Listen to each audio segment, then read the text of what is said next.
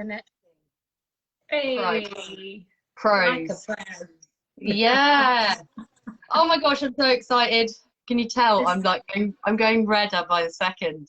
So everyone, this is Becky. This is no secret. I've already told you you are one of my faith heroes. You're just someone who doesn't just talk the talk, you walk the walk, and you are doing the stuff. And we're going to be hearing about that tonight. So everyone, this is Becky. She is not only a mum and a wife, she's an author, charity director, church leader, all-round awesome human. She's working in countries all over the world and just doing some really incredible stuff because she has a heart of absolute gold. And that's what's been really inspiring while I've been researching and watching as much content as I could about you and your charity One by One.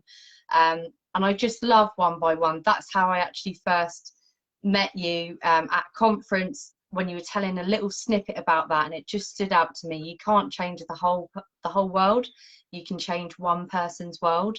But it's staggering that you're stopping for that one person has now changed thousands of people's worlds. So we're just going to be hearing a little bit about that. So welcome. Thank you so much. I apologise from the get-go if I'm like this on everybody's screens. My little stand has decided to go wobbly, so I feel like I need to sit like this to counteract it, but I apologise if You I look have a perfectly upright and glorious. Oh, okay. Oh, good.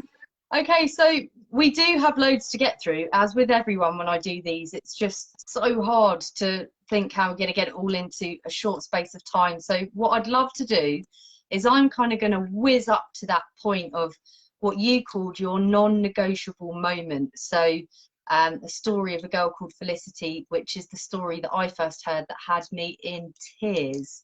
And I just want to get up to that point pretty quick because it's the catalyst really for what you're doing now and as a missionary. So for people that don't know what that is Becky, help me out here, but someone that's basically following the command in the Bible where it says to go and make disciples of to go and share the gospel and tell people about Jesus. So Becky's actually doing that and going out to these other nations and bringing real hope to people. So in summary, Becky, I hope I can somehow do this justice. So as a very little girl, you hated injustice. Around 4, you really had this strong sense of you were going to go to Africa, and when you saw an ad on the TV, you just had a heart for what you were seeing that just didn't seem right or fair. And you spent the next years of your life basically working a normal job, but whenever you could, going on these short mission trips. So when other people be taking their holidays in Spain, you using all your money and actually just going out serving people and helping in these communities all over the place. So I think it was in Romania when you first had that sense of what you said was this sense that God was saying you were going to have this children's home, and you were telling everyone about it when you got back, and everyone was like, well, how are you going to do that? And you didn't really know, you just felt something about a children's home. So I'll pause there for a minute. What was that moment like what did that actually feel like, where you were so convinced but had no idea about what it was? What was happening in Romania at that point? So the moment in Romania was this absolute clear. I felt as if God was talking to me, as clear as what you're talking to me now. I felt God speak to my heart, and I'd never had anything like this before. But he told me very clearly about running a children's home. And so I remember coming home. I was only 18 at the time. And so being a typical teenager, I thought, it's going to happen tomorrow or next week. So I came home and told everybody in my world, oh, I'm going to run a children's home. And they're all like, well, where? How are you going to pay for that? And I'm like, well, I don't know, just am. And there was this almost naivety to it, but I just knew that I knew in my heart that that's what I was going to do with my life. I love that. So you did several other missions trips. You spent 3 months in Mozambique at one stage, and you were telling me that was the point that you really fell in love. In your words, you fell in love with Jesus. It was this really passion huge passion that you had, and you did nursing studies after that moment. Am I right? Yeah, that's right. Yeah. Yeah. So yeah, it was while I was in Mozambique I felt to go into nursing. Before that, I just kind of had a regular 9-5 job while I was waiting for this children's home to drop out of the sky for me. Yeah. Which obviously doesn't happen. So I went to nursing school, but it was during that time of being in nursing school that I went out on the short-term missions trip. And that's when I met the little girl Felicity on the street. So do you want me to share about that one now? Felicity in Sierra Leone, a really just heartbreaking moment. So yeah, can you tell us about that? So I was in my first year of nursing school, and during my holidays, because joy of being a student is you get lots of holidays, right?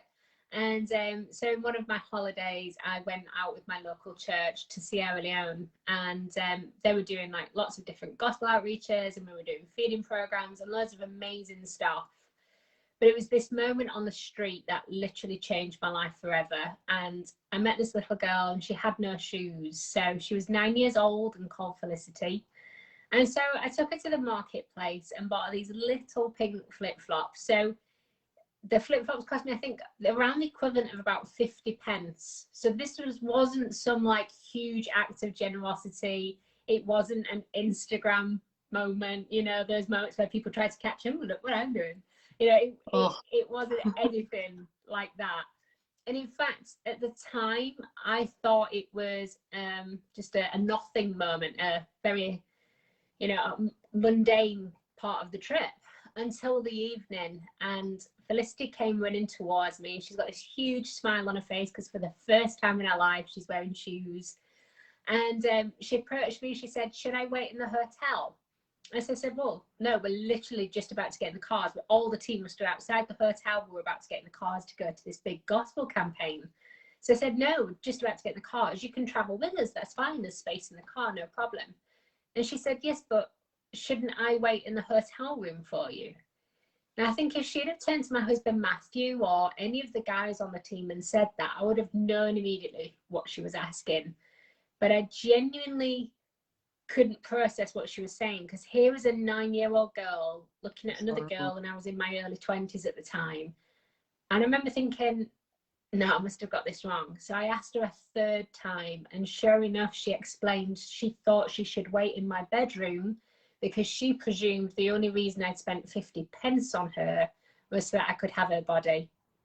And in this moment, I was just so angry and broken, not angry at Felicity, but angry at the injustice this little girl had gone through, living on the streets, being abused by both men and women, that she thought her self-worth was a pair of flip-flops. She thought her self-worth was 50 pence. And it made me so angry. And it's like what you said, it became my non-negotiable moment of, up until meeting Felicity, I got this promise and a dream of a children's home. But once a little girl looks you in the eyes and thinks you deserve their body, that does something. I'd read about it. I'd read about children selling their bodies for a bottle of Coke in South America and different places. But nothing can prepare you for the moment when a child thinks you deserve their body because you bought a pair of flip-flops. And it wrecked something very deep in me. And I made a promise to God and to myself that day that I'll give my life to this. Even if it's only ever for one child, I've got to give my life to this. This is non-negotiable. I have to give my life to this. And so that's why we called the organization One by One, because it's literally as we stop for the ones that come across our paths every single day of our lives. It's profound. It's so easy to just think the problem's so big we can't do anything about it, but actually that's just so not the case. I just can't imagine what that would actually be like having in that situation. But was it that same trip on Sierra Leone you were telling me as well about the situation where you went on a feeding kind of campaign, feeding mission? Can you tell us a little bit about that and actually the context? So when you went to the shelter, I mean, I didn't even know about the war in Sierra Leone and that kind of thing. Can you explain a little bit about that, and then obviously the feeding mission? Sure. Yeah, so Sierra Leone at this point had gone through a long, brutal civil war, and there was a lot of amputee victims as a result of the war. So many times soldiers would come and approach families and they would ask the little children, does daddy wear short sleeves or long sleeves? And depending on what the child answered, they would cut the man either it's his hand or up his arm, but they'd do that in front of the child, so then the child grew up thinking that was their fault. And obviously in a country like Sierra Leone, they don't have the incredible access to benefits and all the pleasures that we get in the West, of all the help that we can get in this country. There is nothing like that over there. And so in Sierra Leone, if you don't work, you don't eat. But if you're missing a limb, it's really, really hard to find a job. And so we were invited to go and do a feeding program in a derelict bush shelter that had become home to many families, many amputee families, who were now living together in this derelict bush shelter, just trying to get through life together. And so where better to go and do a feeding program?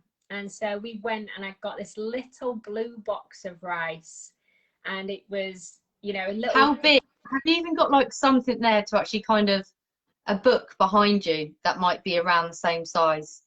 Just because the bit that's coming next, guys, this is relevant. I'm not just being a weirdo, but I was blown away by the story. It's probably a bit bigger than this, actually. It's probably bigger.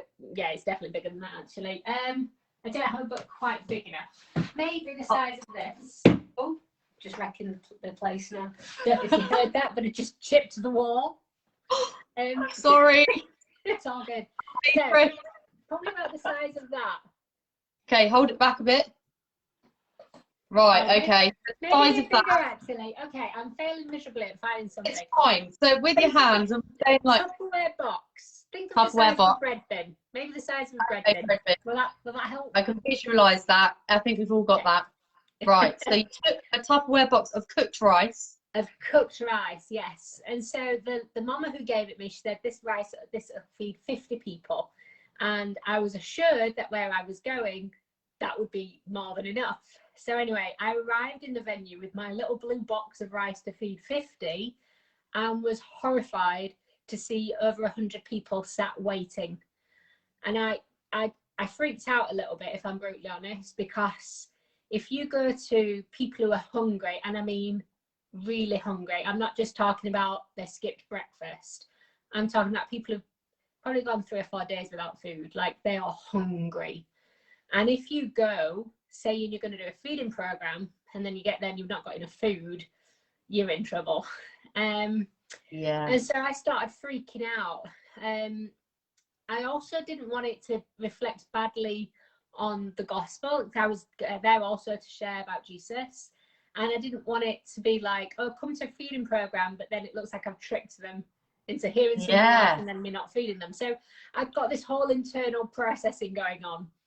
But I was like, well, I'm here, they're here. We may as well just go for it and see what happens. So we did. We shared about Jesus and all about our faith. And then after that, we started to serve the rice. So we're giving out the rice, and my little blue box is getting lower and lower and lower and lower. Anyway, in the busyness of the day, it was chaotic. There was 3 of us, me, my friend, and this other guy that was with us, serving all this food. So like we were super manic and busy. Gets to the end of the day, everybody had eaten, and I'd not even thought much about it until this lady came out and she said, Becky, there's a family in this house who have been too ill to come out today. I think they have TB. She said, with any leftovers, can we give it to them? So I was like, yeah, of course we can, no problem. So she brings out this orange washing bowl, and it's the huge bowls that we often use in Africa to clean our clothes, to wash our clothes. I actually looked this up, so I seen a picture that you had, and it reminded me of like a kid's paddling pool. It's like, it's kind of like, it looked like it was like this wide and then pretty deep, yeah about that deep, but like you say, really wide. And it's what we would do our family washing all our clothes in. And so she brings this out so that all my leftovers can go to this family. So I'm like, yeah, of course. So it wasn't until this moment that I even realised anything had happened. I started scraping the leftovers in. Bearing in mind, I've got food to feed 50. I've just fed over 100. I tip in the leftovers in this huge orange bowl, and there's this huge mound of rice. And I remember staring at it thinking, I don't get this. It looks like there was more after I'd fed 100 than what I'd started with. And like, I've read about this in the Bible, that Jesus can multiply food, but I mean, that's Jesus. So, you know, he could do anything. I'm just like a Yorkshire girl who doesn't know anything. That's so amazing. But I've got a crazy faith, and I've got a God who cares far more about the poor and the hungry than I'm ever capable of. And to watch firsthand a miracle like that pretty much set me up for life in terms of, well, if you can do that, you can literally do anything. Yeah. Which is why we just keep saying yes to whatever it is we sense him asking us to do in one by one. That is so amazing. So I just want people to just let that simmer, just let that sink in for a minute. So we're talking about going with a little bread bin full of cooked rice to feed 50 people, feeding over 100, and then all of a sudden emptying the scraps and it becoming a mound of cooked rice in a container way bigger than the bread bin was at the start. So Yeah, you guys can fill in the blanks. If you don't believe in God, fill in the blanks. That's okay. But the easiest kind of explanation for me is that's God. That's Absolutely. a miracle. Amazing. So you described that as your blue box moment, and something that where you, like you've just said there, whenever you said yes to God about things, there's never really been enough. And that's really marked your story. And that's what I think makes it so exciting as well, that it's leaving all the room to be sure that you can say this isn't actually you making this happen, even though of course without you stepping out it wouldn't be happening. But actually it's just seeing that partnership, which I think is epic. So yeah. And I don't think it's even a partnership. I think sometimes it's me getting out of the way of the situation. I know what you're saying, but I want to give you credit where it's due. I probably would have been like, I'm not bringing that bread bin anywhere near those people. That's not going to feed them. So like, that takes faith to even do that, and it's amazing. So so the bit that I was jumping the gun with before.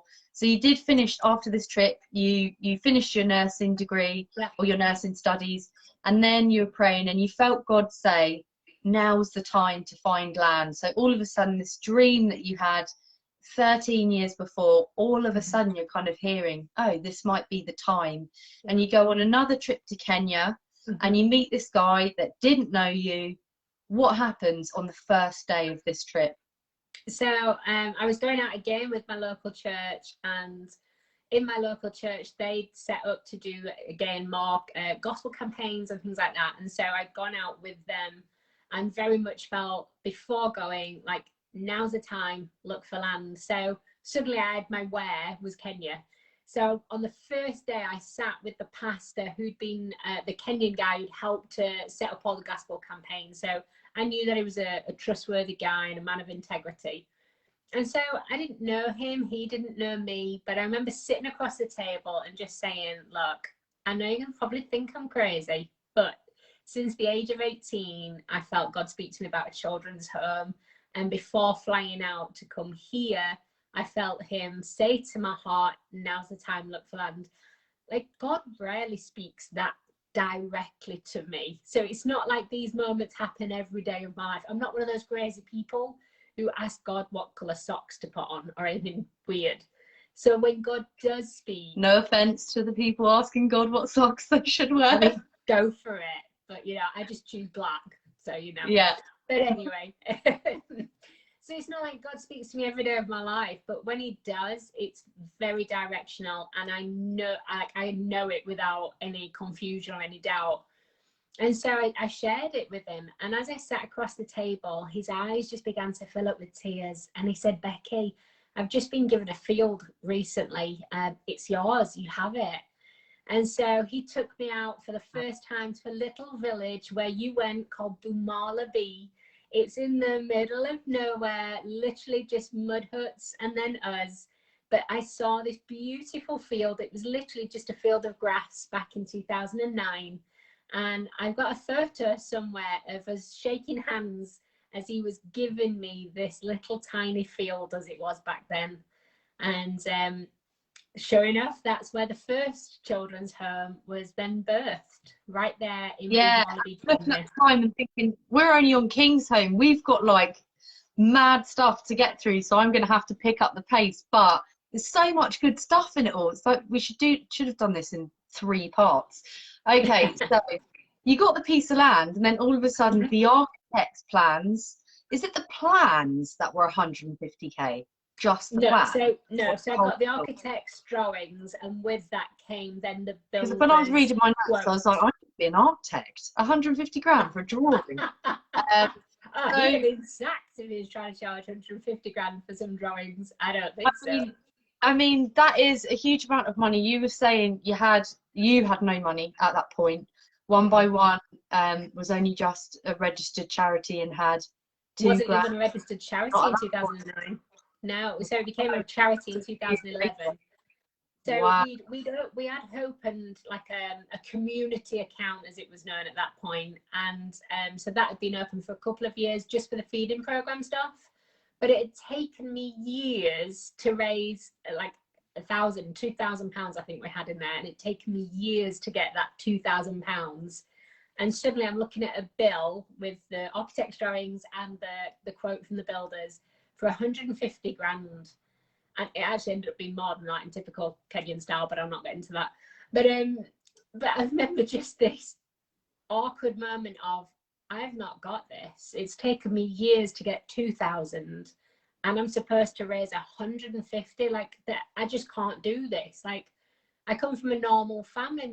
My dad was a postman and my mum was a cleaner, and we don't know anyone who's got lots of money. We come from a very small working class town in Yorkshire, and I remember just thinking, I just don't have this. And then again, a moment of freaking out. All of a sudden, as I'm holding this bill in my mind, I suddenly remembered a blue box of rice, and it hit me like a ton of bricks that, you know what, in that moment I had nowhere near enough for the need, but I had him, and he came through and did what I couldn't.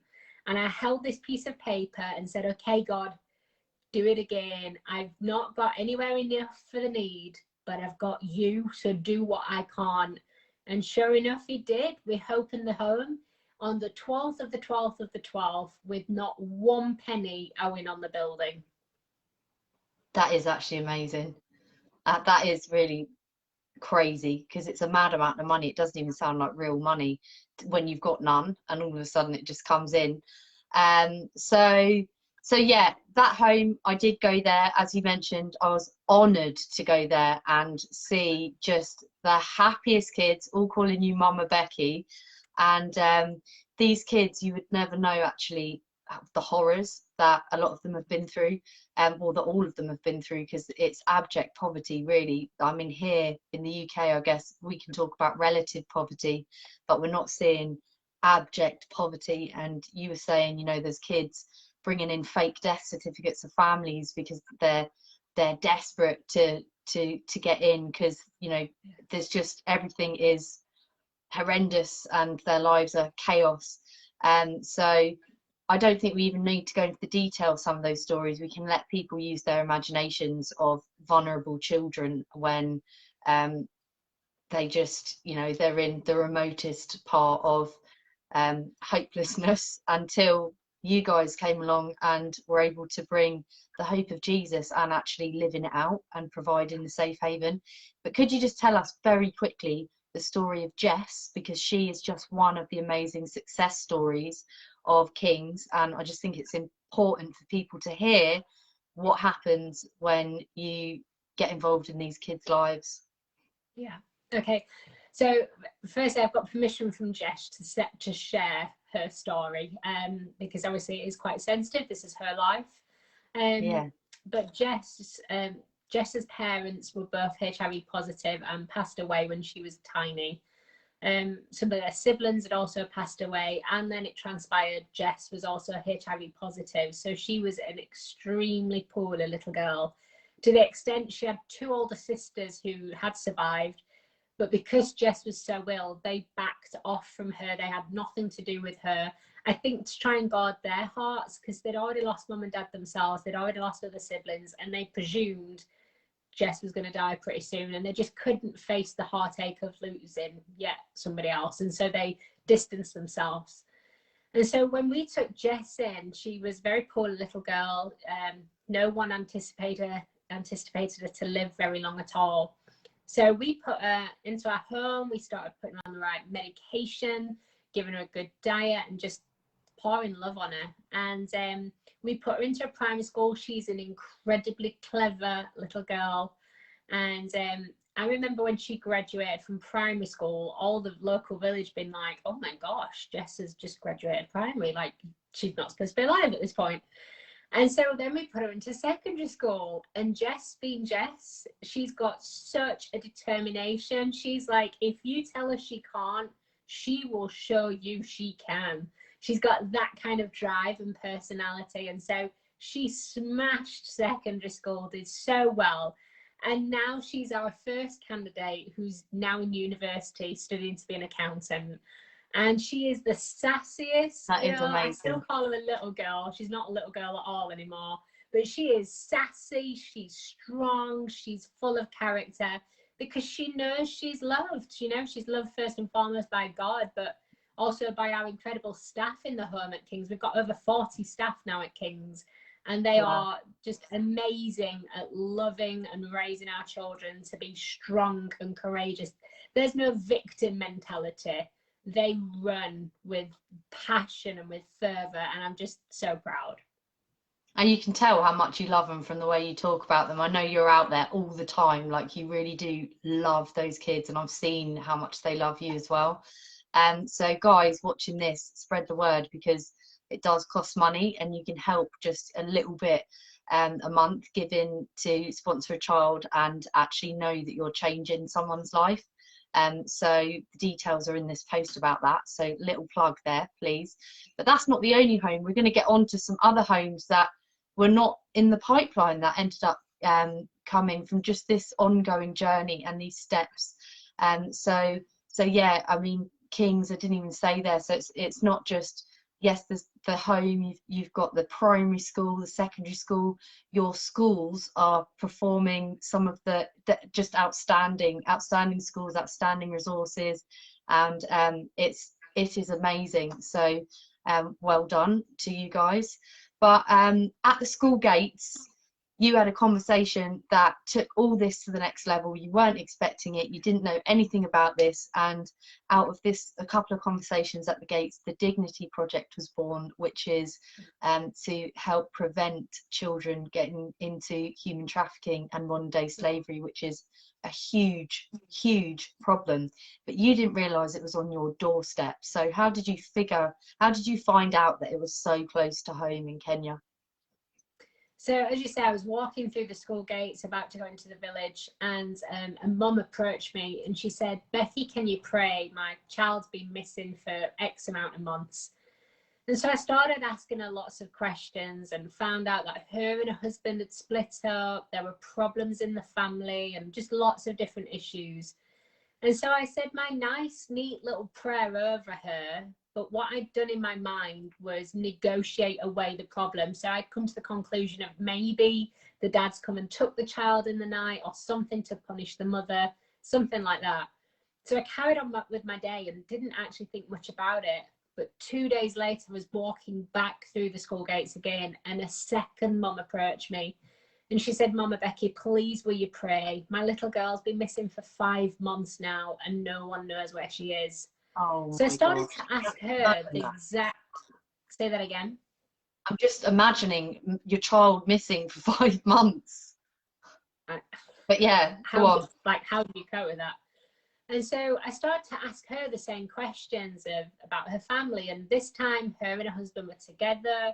The little girl was doing well in school. She didn't have a boyfriend, so it was unlikely to be a pregnancy out of wedlock and therefore her running away. Like, none of the normal stories as to why a child could go missing made sense in this scenario. And so again, I prayed with this mom, but this time when I walked away, I very much carried the problem with me, and it bothered me, it stayed with me. And so I began to do some research and found out that human trafficking was happening right there in our village of Brutality. And it floored me, because up until that point, human trafficking was somebody else's problem. And I'm running in my lane, doing my children's home, and that's what I'm meant to do with my life. Up until this point, human trafficking just wasn't on my radar. But when you find out something's on your doorstep, quite literally, it changes everything. And so we began to do a lot of research just for our village, and found out that actually period poverty goes hand in hand with human trafficking. So girls miss a week of school every month just because they don't have sanitary pads. And so because of that, when they finish primary school, they've missed a quarter of their education. Wow. And traffickers know this. And so they come at this point just as they're finishing primary school, so young girls still, and they'll target them saying, come work for me in the city, come be a cook, a cleaner, a nanny, a model, whatever line will work on the girl. And the girl goes willingly. So up until this point, my only background, my only knowledge, this sounds terrible, but up until this point, my only knowledge of human trafficking was from watching the movie Taken, where the girl's literally snatched. Yeah. And that can happen and does happen, but it's that's far more rare. The majority of girls are actually going willingly, having been deceived by traffickers. Wow. And so I thought, well, obviously my background's nursing, and in nursing it's drummed into you that prevention is better than cure. If I can give you a vaccine to stop you from getting TB, I'll not mention COVID because it's still too political. So let me say TB, it's a bit of a safer one. But if I can vaccinate you with TB, then it's easier for you as the patient, but it's also cheaper for the NHS to give you a TB jab than to treat you for having TB. And so I thought, what if I could use that for human trafficking? What if prevention is far better than cure? And so we go into primary schools, reaching very young children. We give them reusable sanitary pads, which in the West, everybody's like, ugh. But if you're in the middle of nowhere where you can't buy that, I've met girls who've used leaves, who've used old dirty rags, and then that leads to more infections and therefore more time off school. So just wouldn't even think about that, like how rich we are just because we have access to sanitary products. Absolutely. Yeah, genuinely. We don't even give it a second thought. I almost tucked when I'm walking through the supermarket and I have to buy it because I'm like, this should be free from the NHS or something. And I almost took to myself about it, but how fortunate we are in the West that we've got access to stuff like that, so we can carry on with our lives pretty much as normal. Whereas for girls in many countries around the world, it's just not like that. It's a massive impact on their every week per month. Wow. And so many girls even have to sleep outside of a mud hut because they're classed as unclean for that week, and it's just unreal. And so we go into primary schools, we give every girl a reusable sanitary pad. In fact, we give them 4 reusable sanitary pads to keep them going through school. We give them underwear as well, because many girls don't even have that, and obviously can't use a towel without the underwear. Sorry if there's guys on this, by the way, because by this point they like, need to know. I'm all about educating men. Women have periods, it happens. My mum will be there going, might be moving, but don't mention it, otherwise we'll put your dad's around, he can't hear the word period. Sorry, now I've got that out of the way. The struggle's real, man. It is. But yeah, going to primary schools, we give every girl underwear and reusable sanitary products. We also do a lot of training about the biology and physical hygiene, but then loads of training around human trafficking and the tactics that are likely to be used on a girl to try and entice her. Because if we can empower her with knowledge, then when a trafficker does come along, she's going to tell him where to do one, rather than going along with him. And so we've now reached 20,000 girls with this. It's impossible to know how many of those kids you've actually prevented from that happening to, because it's so hard to even know how many kids actually human trafficked, because it's so we just don't really have the full stats on that. But undoubtedly, that is actually saving kids. So that's another thing what for we people have been able to do support. is go and speak to primary school head teachers. So in the schools we've done it in, we've followed it up with meeting with the head teachers like 6 months later, 12 months later, to ask, have the attendance rates changed for girls, of which they've changed 100 times. And then of that, what percentage are now going on to secondary school? And again, those figures have But their whole lives are changed from the ones that are from just staying in school. So it's not just preventing the human trafficking, actually just their quality of life. Absolutely. And what they could go on to achieve, and just everything. And again, a conversation at the school gates, and just actually being moved enough to do something about it. How many days, how many times in our lives do we have these conversations, or we get moved or disturbed by something, but then we just put it out of our heads? And that is what you don't do. You're like, this isn't right, I'm going to do something about it. You're a force to be reckoned with. We all are, if we don't just sit back and think, I can't do anything about it. Which Absolutely. Is why I just, again, it's remarkable, because it's God's heart. You know, it's not, doesn't have to be complicated. It's just actually stepping out and, you know, doing stuff. So I love that. So Dignity Project, though, has ended up taking you all over the world, really. And one of the places that you ended up was Pakistan. So you were going over there, just doing one of the many global dignity projects. And you ended up getting a lot more than you bargained for when you found out about bonded slavery. Now, I hadn't heard about this until you told me about it.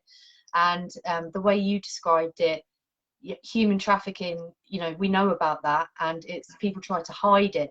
But bonded slavery is happening totally in public.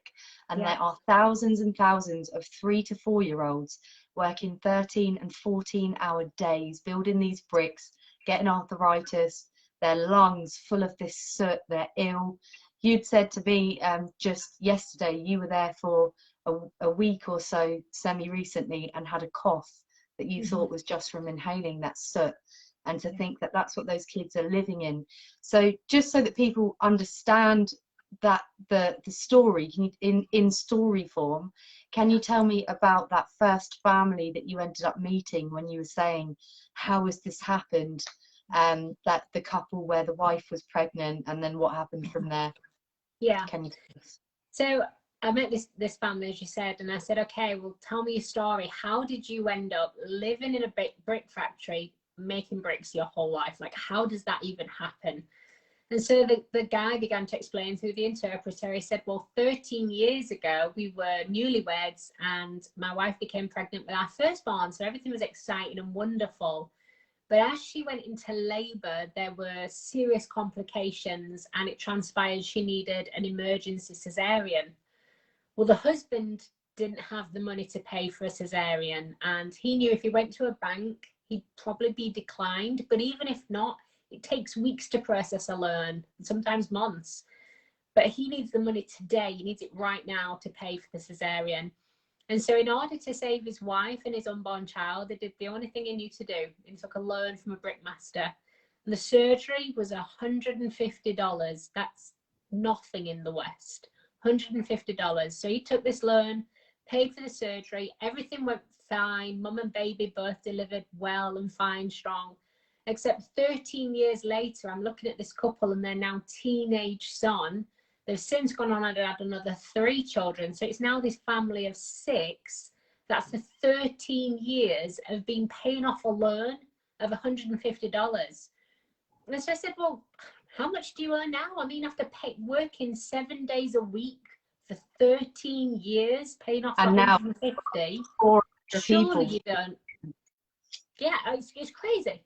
So I was like, well, how much do you earn now? And he said, now we earn $2,500 because the interest rate is so high, we'll never be able to pay it off. It actually gets worse than that, though, because you were saying, you were like, well, we'll pay the £2,500 to get them out now, at least, you know, stop for the one, get the one family out. But then what did you find out about I think being a typical woman, I wanted a quick fix. I want to fix this situation and move on. And I might not be able to pay off everybody's, because there's thousands of people trapped in bonded labour today. How many factories are there, actually? I put it in my notes somewhere. About 20,000 brick factories across Pakistan. But this is going across 20,000 brick factories, and in each of those factories, there are hundreds of people that are generations after generations after generations after generations, born into 7 days a week, 13 to 14 hour days until they die. So I met people who are second and third generation slaves. So in other words, their grandparents took out a loan, but once the grandparent passes away, it's passed on down to the next generation and then the next generation. And meanwhile, because the interest rates are so high, it just gets larger and larger and larger. And so these families never get free. Wow. And so in my typical Western style, I was like, well, I'll do a Just Giving page. Let's see this family free. I can't pay off everybody's, but for this one family, let's set them free. Get them out. And the locals began to explain that a blood relative can pay it off at the correct rate. So a blood relative of that family could pay off 2,500.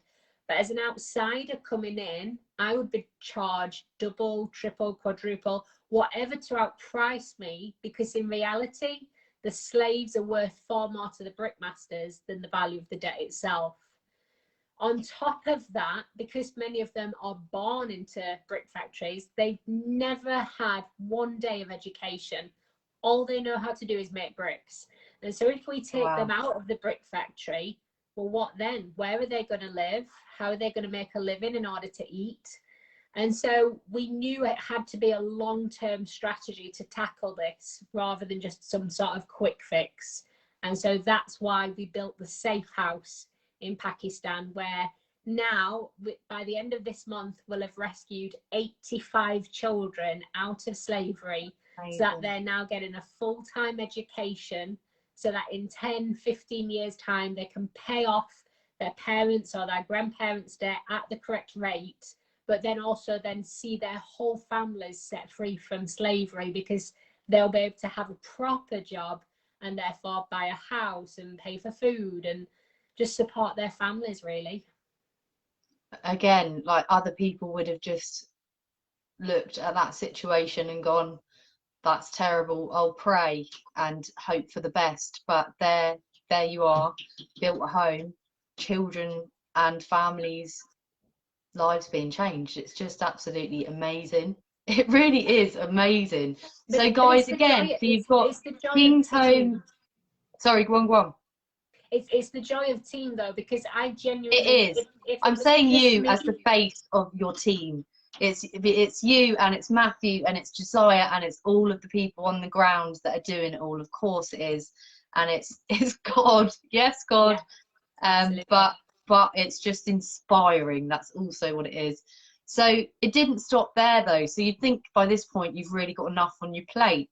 But COVID happened, and you were trying to get smart, you know, and layoffs happening elsewhere, money, income and stuff starting to look a bit dicey. And you were telling me you'd made a bit of a decision with God, you know, I'm just going to look after what I've got here now, and that's me done for a bit, Lord. And then you had some horrific news.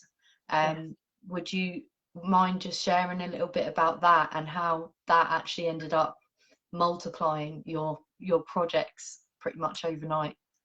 Yeah, so at that point we had just the Safe House, and at that point I think we had almost 50 kids in our care in Pakistan. Obviously we've got the 200 in our care in Kenya, and then on top of that we've got 40 staff in Kenya, and at that point I think we had something like 10 to 15 staff in Pakistan. So I felt like I got a lot on my plate in terms of paying people's wages and looking after kids, and it felt like a lot. And then COVID comes, the sponsors are dropping out, and I'm like once again freaking out of and so I'd come to my logical conclusion, trying to be wise, of okay, I won't do any extension projects. I want people to hear that word, trying to be wise.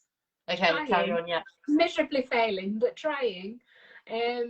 Yeah, so not do any new projects, not take on any new kids or any new staff, and just look after those already in my care, because I thought that was me being responsible.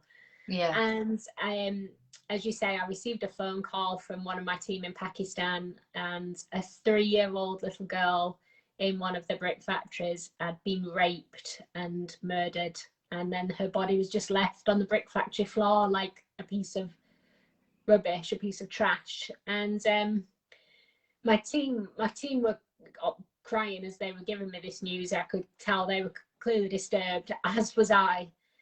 And I remember thinking, you know, I got my grand master plan of just riding out COVID and trying to carry one by one through COVID.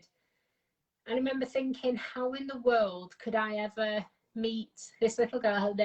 We named her Mercy just to protect the family's identity. But how could we ever meet Mercy's family and say, well, once the pandemic's passed, well, then we'll try and help? Or I was going through a turbulent time even in my own personal life.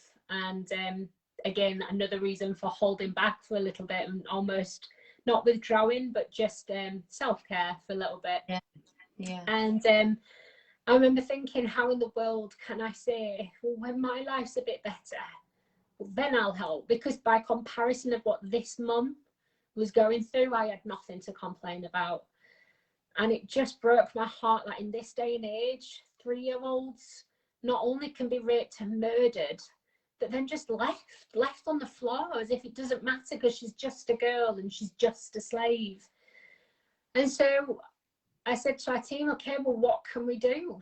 How can we make a difference? Like, I know we're too late for Mercy, but what about all the other kids?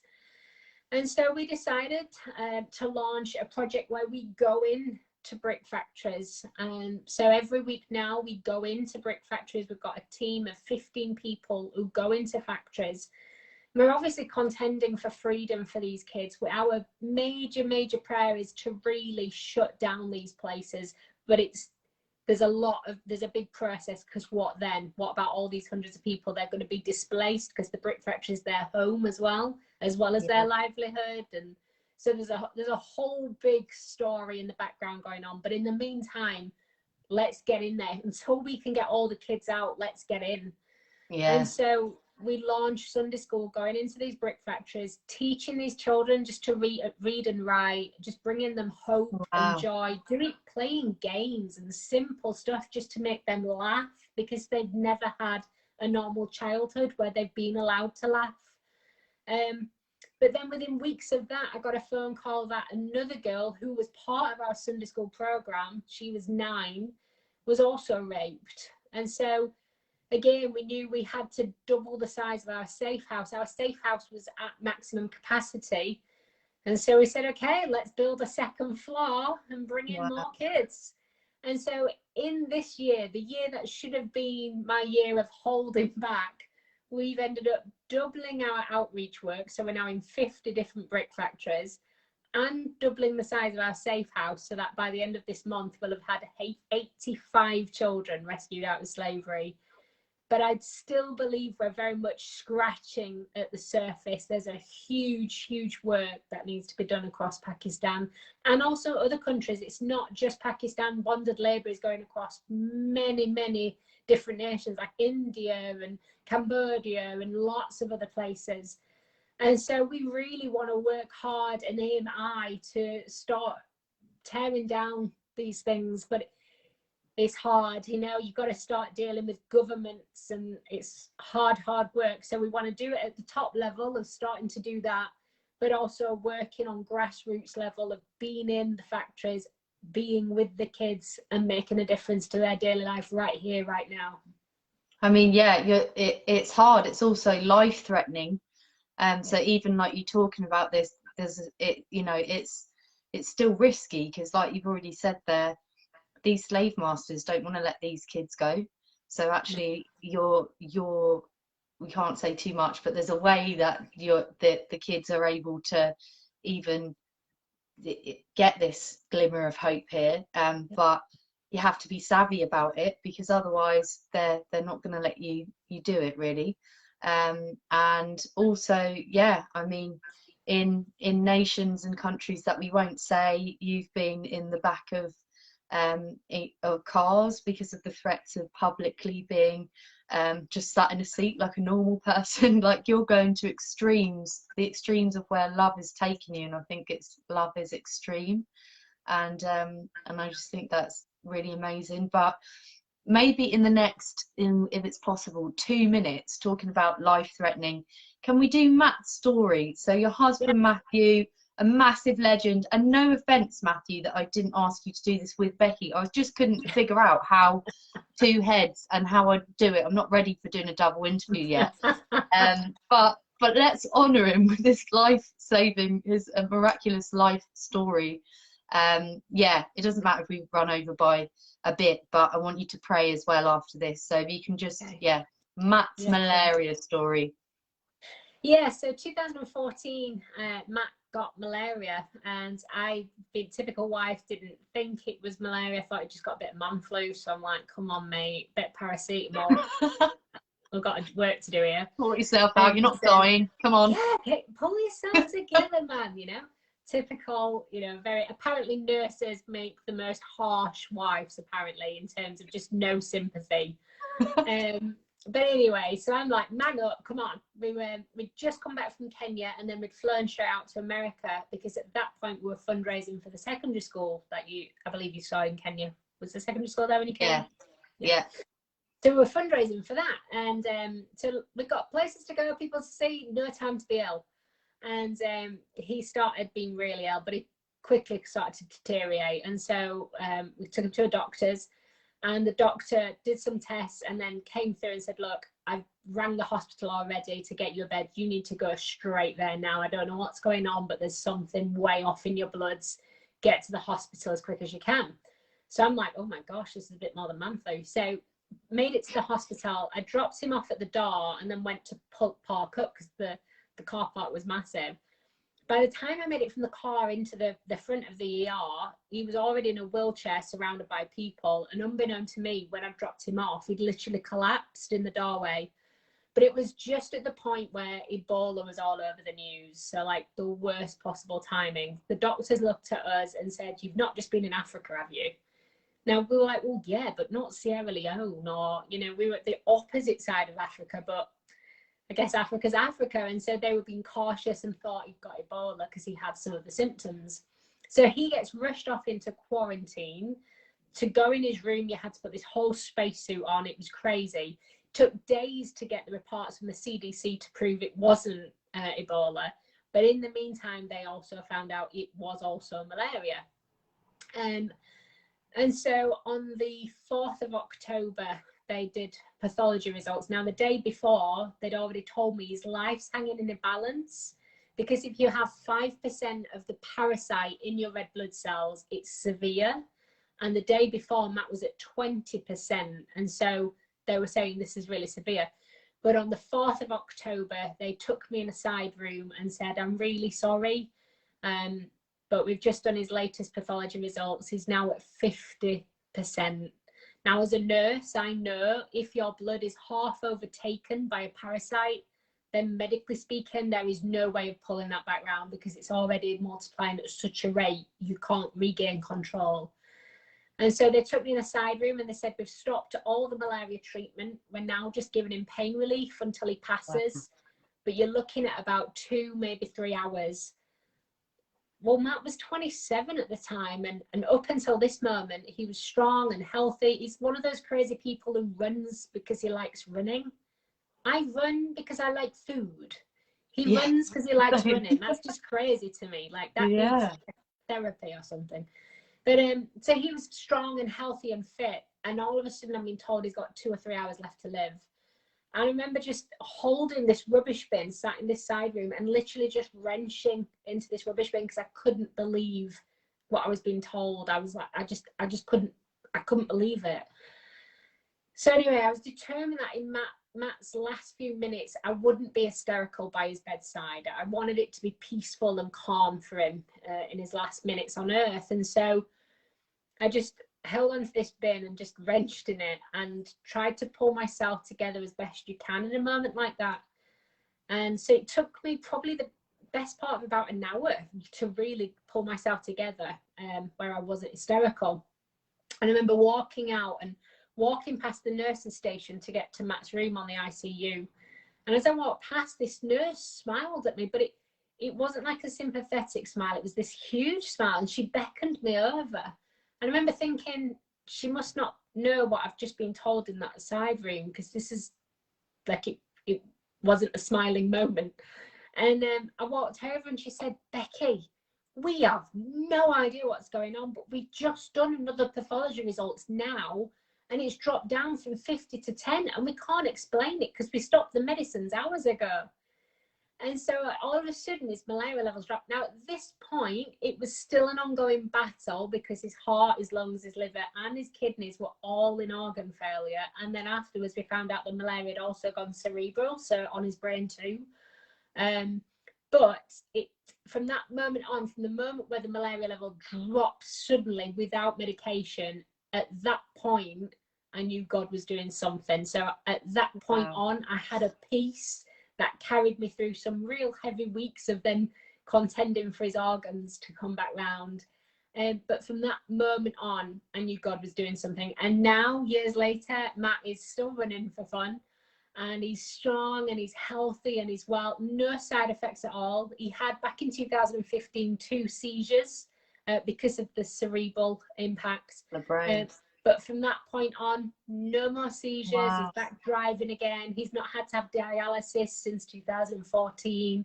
Like, just complete and utter miracle. So much so that one of the nurses on the ICU ended up becoming a Christian because she'd watched medicine didn't do this, that something else did this.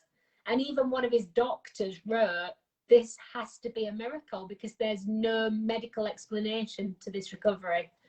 And so if you've got it in writing, then it's a miracle. Yeah. So that's a good note to end on, I think. Like, we've heard of all of these other extraordinary ways that God is using ordinary people to do extraordinary things, and just taking people's yeses and just blowing them out the park. But he heals today. But I just think, yeah, it's really important to remember that, especially with what we're all going through, and collectively through the end of this pandemic. Is it the end? I hope it's the end. But yeah, can we just sign off with a prayer, please, Becky? Would you be willing to pray for us? I'd be honoured to pray. So, Awesome. God, I thank you that you're not a God who sits afar off from man, but that you are very much invested into every single one of our lives. And Father, I pray that you would just continue to pour out, that you would stir our hearts to constantly say yes to you, that we would be a people who cooperate with what you want to do in and through our lives. Father, I thank you for you are a God of miracles, that nothing is impossible for you.